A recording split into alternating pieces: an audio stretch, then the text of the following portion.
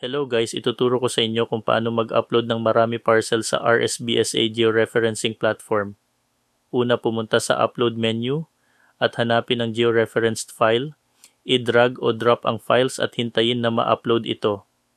Sunod naman ay pindutin ang set button at i-type ang RSBSA ID. Tiyakin lamang na tutugma ang RSBSA number sa pangalan ni farmer.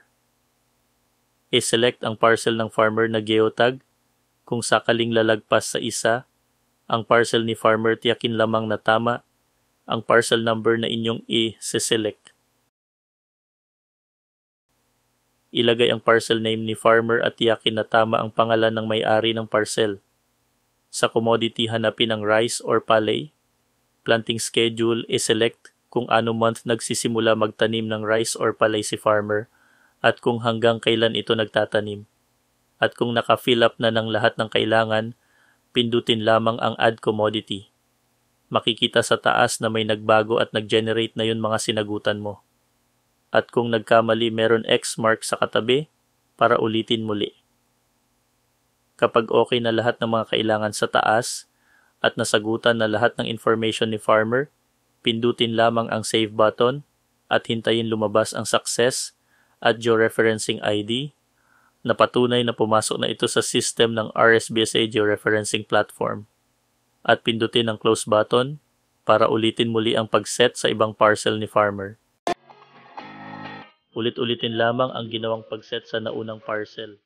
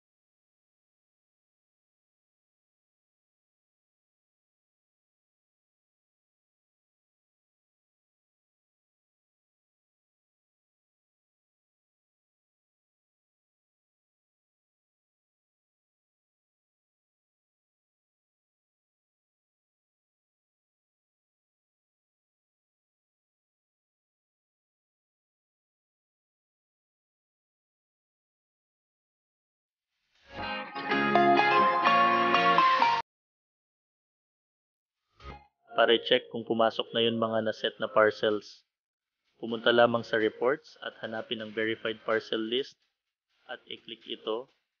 Makikita na pumasok na lahat ng parcels na set ko kanina.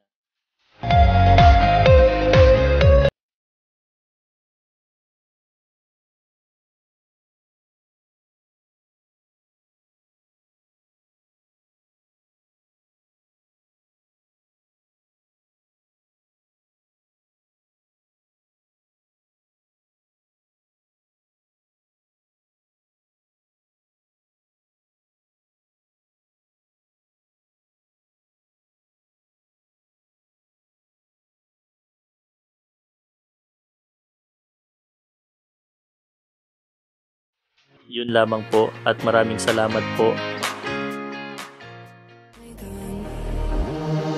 And the violence caused such silence. Who are we mistaken? But you see